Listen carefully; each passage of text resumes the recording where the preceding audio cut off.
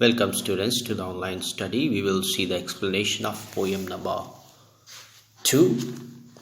An elementary school classroom in a slum, composed by Stephen Spender. Let's see about Stephen Spender. The poet was an English poet, novelist and essayist who concentrated on the theme of social injustice and class differences. He was widely known for his poetry that had theme of social injustice, class inequality and discrimination. Now let us see the theme of this poem, an elementary school classroom in a slum. This poem teaches us about social injustice and class inequality.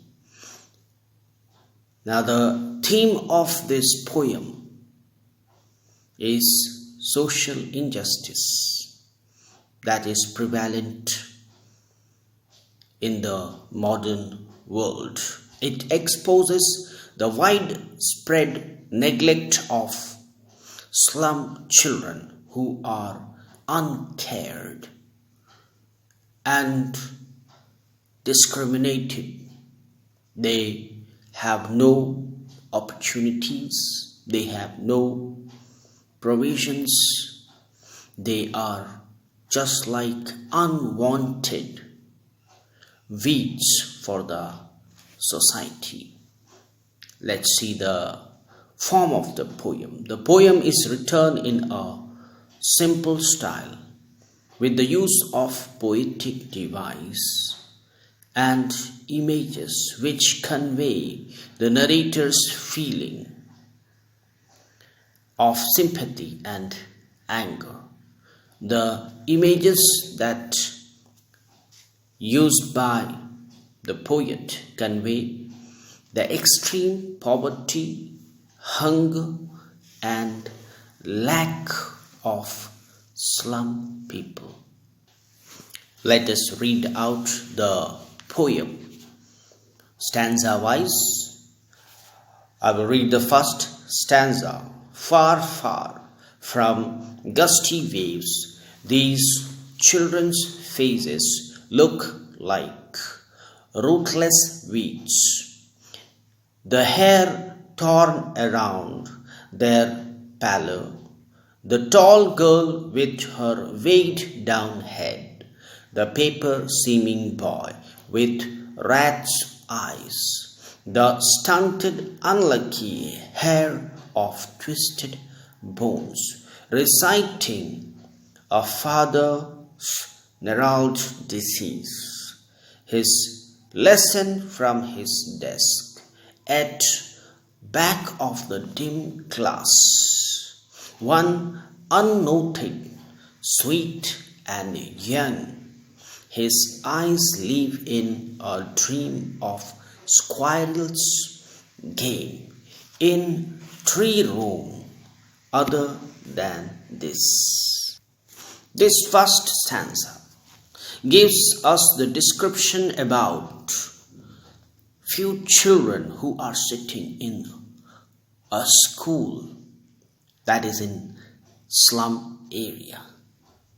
The children in an elementary school of a slum have faces which are very different from those other children.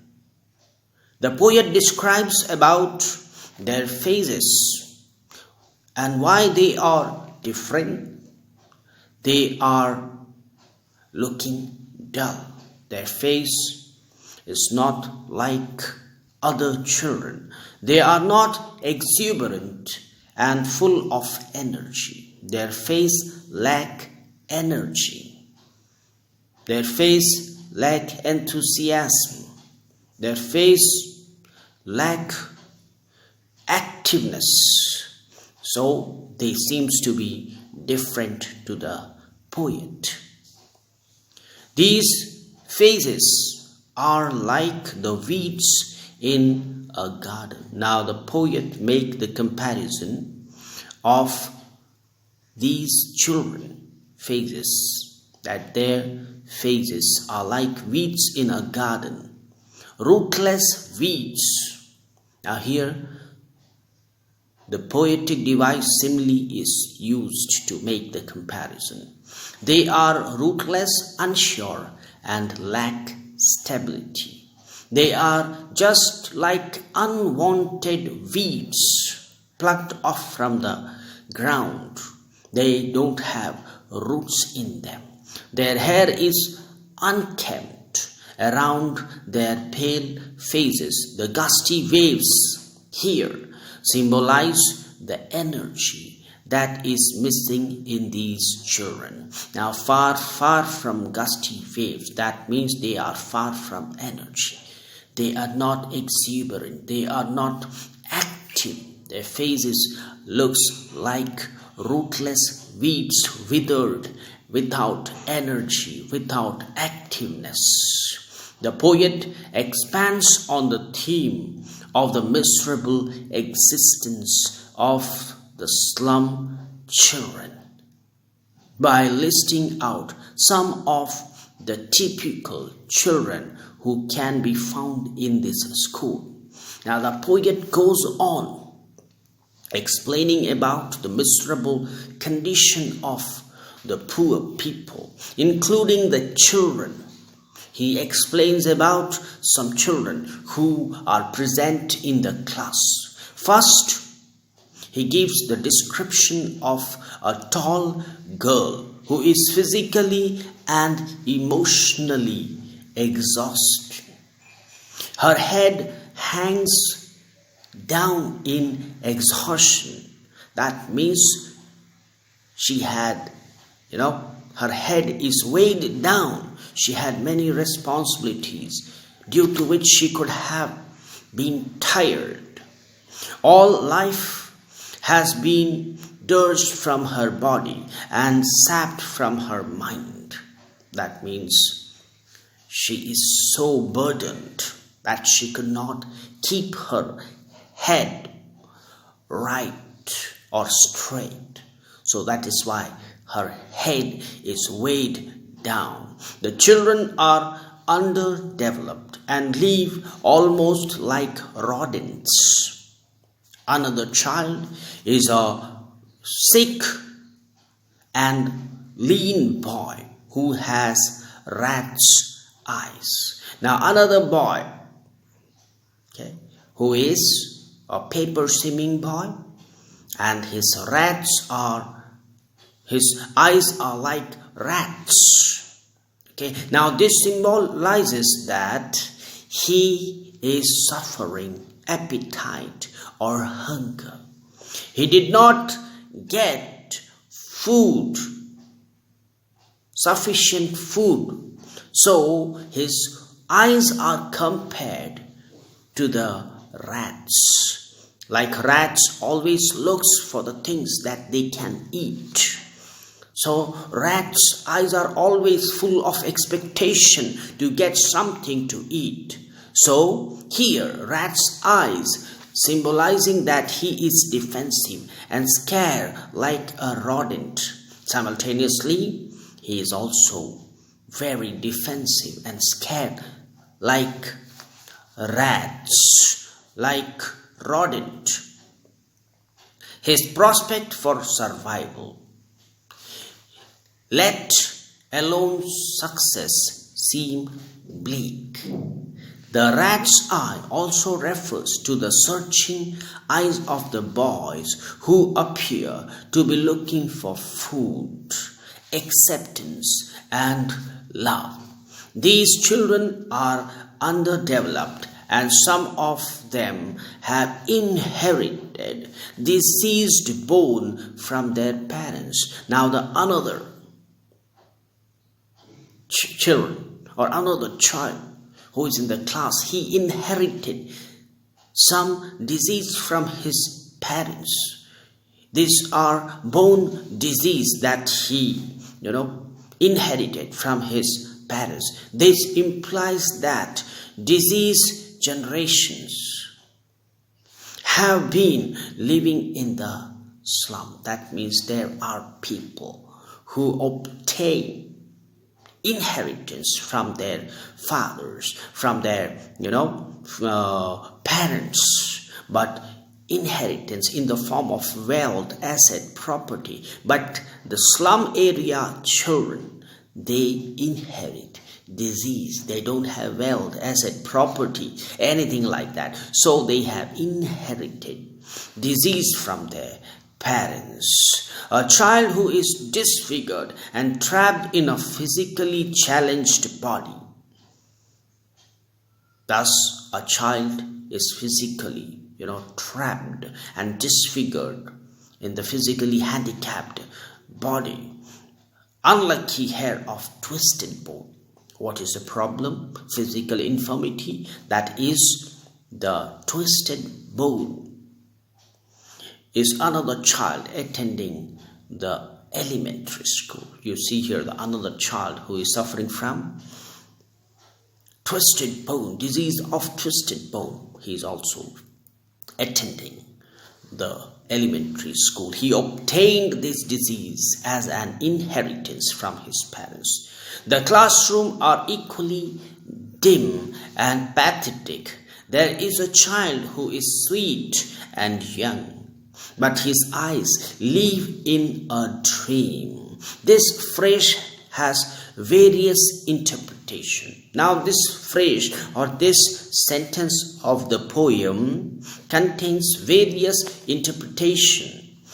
On one hand, it could mean that the boy wants to get out as he is bored and distracted, or that he is mentally challenged and lives in a world of dreams, far removed from the dark reality of present. That could mean that he is feeling distracted in the class, bored in the class, so that is why he wanted to go out and play. That would, on other hand, that would also mean that this boy wants to live in the dream so that he can escape from the present day reality. The child's desire is to be playing with or watching squirrel playing in a hollow tree. That also means that he wanted to see the squirrels as they go in and come out in the hollow tree. The tree room is symbolic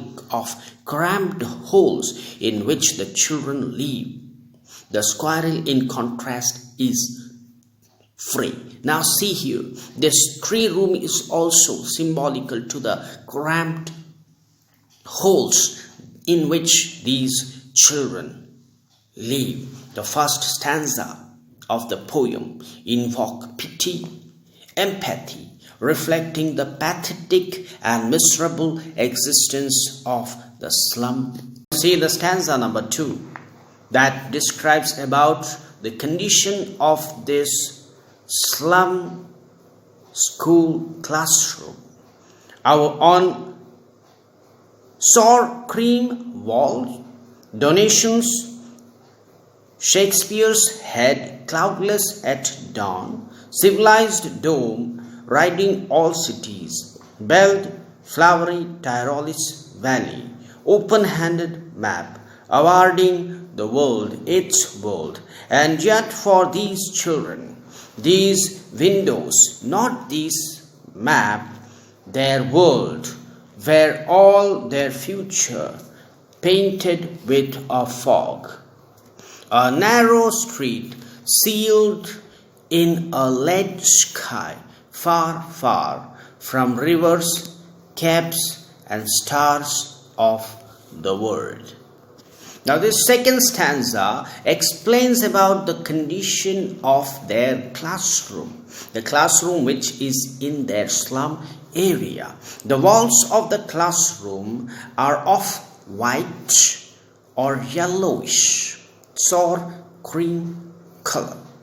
This dull color echoes the miserable situation of the children and underlines the neglect in their lives. Now this sour color, this light yellow color that depicts the miserable condition and the neglect of their lives. The walls are decorated with pin-ups of Shakespeare's head. Now see, this is the slum area school. People could have donated many things. So in that donation, they have got the pin-ups of Shakespeare's head. That means the picture. That means the poster of Shakespeare's head. Domes of the institution of civilized world. There could be the posters which showed them highly raised buildings and photographs of alpine valleys, and the another photograph or another poster that showed the Tyrolus Valley, which is so beautiful, all covered with many flowers. The life of slum children is far removed from all that is represented in maps, books, pictures, posters, and only highlight the pathetic nature of their present condition. See here, they can see all these things. They can see the dome of the building. They can see highly raised building. They can see the Tyrolus Valley, the flower, the beautiful nature. They can see the Shakespeare head that is symbolical. Shakespeare's head, that means the Shakespeare is not literally available. It is a poster. It is the pin-up of Shakespeare. All these things seems to have no relation with the present condition of these slum children. Open-handed maps suggest the map drawn by the powerful people, and awarding the world its world suggests how the world is determined by powerful leaders, awarding the world its world. That means there is another world that is created through the medium of these posters, pictures, and pin-ups. This world is awarding them another world that is beyond their reach, that is beyond their imagination. They cannot live in that world because their world is different.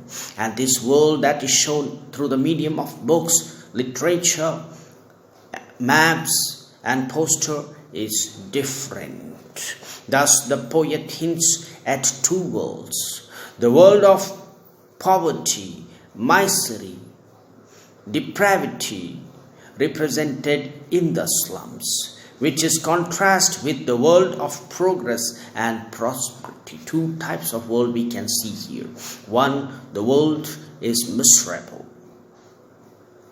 poverty-stricken world, deplorable condition of people, and the other world that is dominated by the powerful and the rich, that goes on progressing and prospering. The world of rich, which is shown on the pictures of the wall, this world is far removed from the lives of these slum children, and a world that they cannot relate to. The other world they are looking through the medium of books, posters, photos, or pin-ups. It is a kind of world that they cannot relate to. Sadly, the world of these children are familiar with is the world of stinking slums, a world that belongs to the poverty-stricken. Sadly, their world is miserable, deplorable, and stinking slum. It is a world of them. Their world is poverty-stricken, ill-fed, and undernourished. So, what type of world they are living? They are living in a slum area, which is stinking. And moreover, they are poverty-stricken. They do not get anything to eat. And, they are ill-fed. They are undernourished. These windows reflect the world exposed on the maps as well as the windows of the classroom that open out to the dark and dingy world that they live in.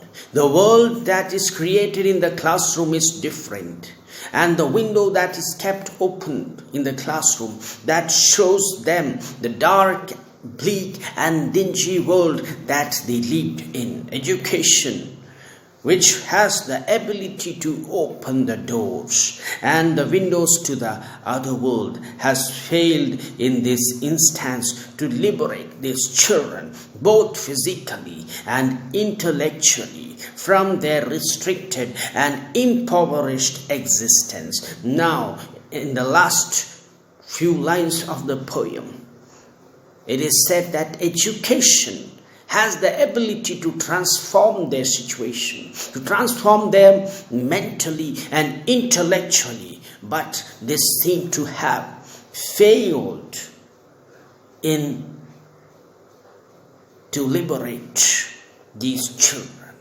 Their world has unpleasant surroundings. The dirty windows, figuratively and literally, are their world. The fog of uncertainty dominates their future. That means their future is blurred. They could not visualize their future. They are unable to see clearly what will happen to them in the future. There is no certainty. There is no surety about their future. They are doomed to live in narrow streets. They are forced to live in narrow streets that symbolize a restricted life. Their life is restricted in their area, in their slum area. A life of desolation and restriction is shown here, which do not lead them to a better future. This life of restriction, this life of limitation would not allow them to go beyond their boundaries or limits. They are bound to live in the life that is restricted. They cannot hope or they cannot achieve a better future. Their landscape has no river, lakes or mountains. That means their landscape, the area they live in, it does not have rivers, lakes, mountains. They are far away from the beautiful elements of the nature. They are also far away from the rivers or lakes or mountains. That shows that they are living in restricted area that would not permit them to enjoy the natural gifts. They are forced to live in restricted area. Let me read out the third stanza. Surely Shakespeare is wicked. The map is a bad example, with ships and sun and love tempting them to steal. For lives they slyly turn in their cramped halls, from fog to endless night. On their slag heap these children wear skins peeped through by bones, and spectacles of steel with mended glass like bottle bits on stone. All of their time and space are foggy slum. So blot out their maps with slum as big as doom. In the third stanza, the poet questions the wisdom of exposing these children to Shakespeare and terms it wicked because Shakespeare, he talks about the rich people like kings and noblemen.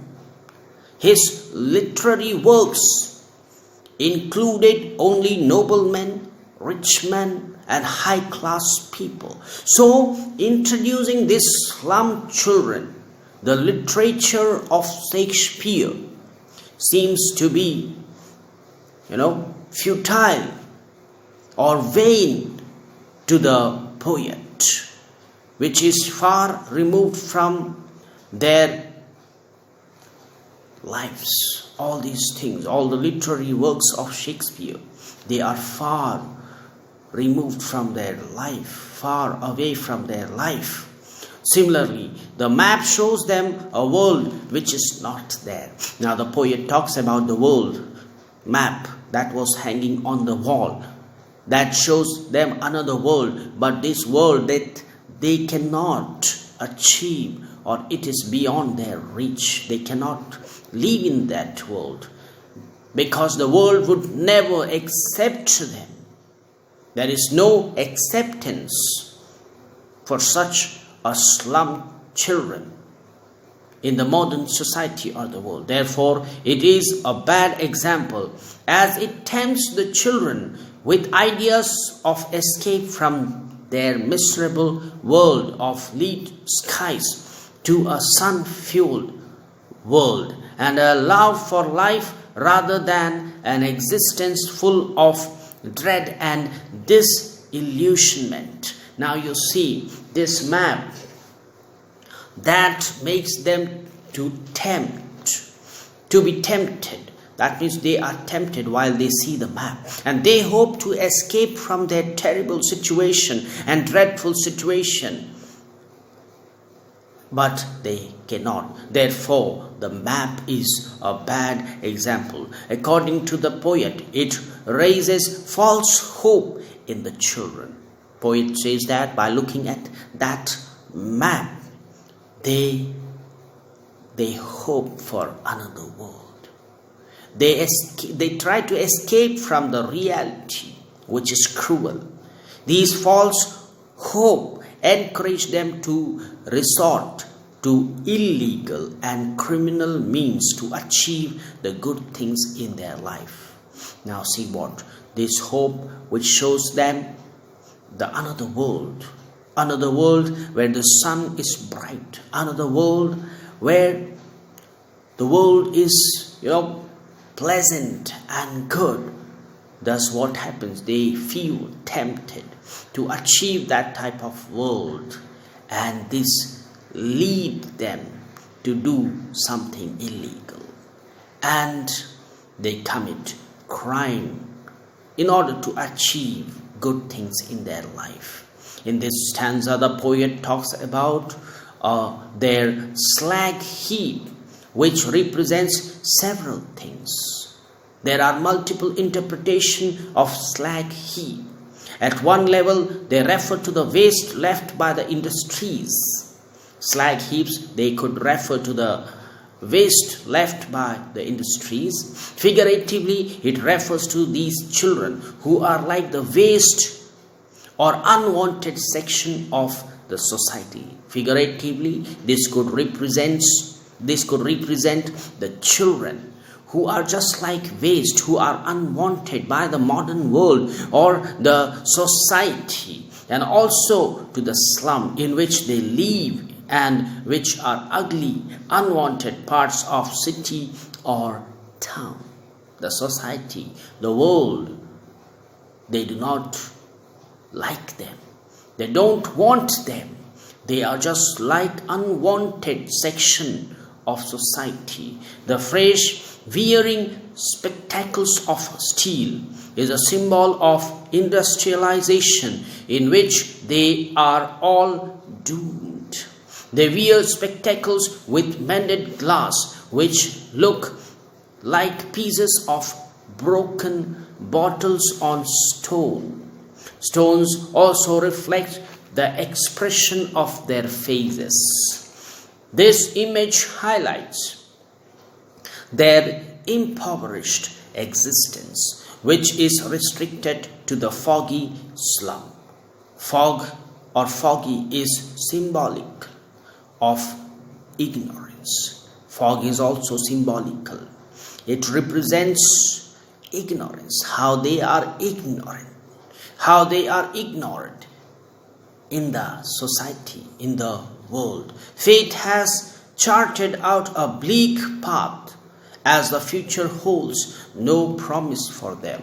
That means their fate, their fortune, or their future that is bleak and dark. It promised them no promises. There are no promises about their future, about their fortune or fate. Their life is an endless fog till they die, till their death. Their life is just like endless fog. The maps of their future are already blotted with gloom and despair. Their future is blocked by despair, gloom, and thus their life, is like an endless fog till their death. Let's read the stanza number 4. The author or the poet make an appeal how we can improve the condition of slum children. He says, unless governor, inspector, visitor, this map becomes their window, and these windows that shut up on their lives like catacombs. Break, oh break, open till they break the town, and show the children to green fields, and make their world run azure on gold sands, and let their tongues run naked into the books. The white and green leaves open history is theirs, whose language is sun. Now this stanza is very, very important stanza. Why? Because this is the last stanza of the poem. It is full of optimism and positivity. There is a touch of magic in its wider connotations. It is an appeal to the governor. In this stanza, there is an appeal that is made by the poet to the governor, teacher, inspector, and visitors to transport the unfortunate children beyond the dark boundaries of today into the possibilities of tomorrow. Now, who are supposed to be held responsible for the improvement of the slum children? The governor, teacher, inspector, visitors, that means social workers. So all these people are held responsible for the improvement of slum. They are supposed to lead from the dark boundaries of present to the possibilities of tomorrow. They are supposed to do something for these slum children. Otherwise, these classrooms will become like catacombs. Now, catacomb, it is a tunnel-like structure that is used for burying dead bodies. So, the poet is comparing the classroom with the catacombs. That means the burial place. That means this classroom will bury them. It will cause end to their lives. And these children, they will be confined in that classroom or in that catacombs forever. Therefore, if these people could help these children, that could be a magical thing that could change their life forever, that can release them from this dreadful bondage. It is an appeal to the eminent people to rescue the poor and oppressed from the tomb of classroom or class discrimination. Okay, now see here. This is an appeal by which the poet wants to save the children from the class discrimination and inequality and to show them the beauty of the world. The author or the poet wants these children to get out of their slum area and have an exposure to the nature and beauty of the world. This map refers to the world of prosperity. Their windows refer their slums. The children will be able to peep through windows only when the difference between the two worlds is bridged.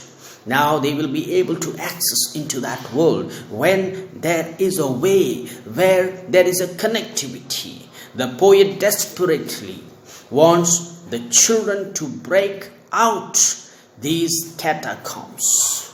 Now the poet, he wants that these children could break the wall of the catacombs. They should come out to the green field and breathe in the open air so that they can grow unrestricted and they can be liberated.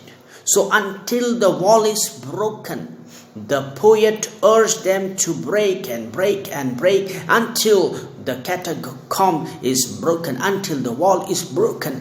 Then he won't let them come out. He wanted that the children could come out and experience the fresh air of the nature. Thus they would grow unrestricted and freely. They can be creative as well. The poet imagines the liberated children running on the gold sands, and simultaneously these children, they are reading the books. Their tongues running naked on the leaves of the books. That means they are reading the books. They are turning the pages of the books. They should get an exposure to education. The white leaves represents the printed words, and the green leaves the natural world, which both contribute in educating a child. Two factors that contribute the education of a child. One, the book, the other is the nature. This will be truly liberating and lead to creativity. These two things that will lead them to creativity, that will give them the exposure so that they can think creatively. And according to the poet, the only thing that is important is education. It is by the medium of education that can bring change in their lives. According to the poet, the people who create history, whose language has the warmth of a sun. Now this statement, this poetical line is very profound, very significant. History belongs to those whose language is like sun. Now, what does that mean? History remembers those who are educated, who are, who use their language as sun. That is symbolical of clarity of vision, power of life, brightness and hope. So, that can only be happen when these slum children are educated. Thus, the poem ends on an optimistic note, symbolizing the freedom of children from their death-like existence through the medium of education and social transformation.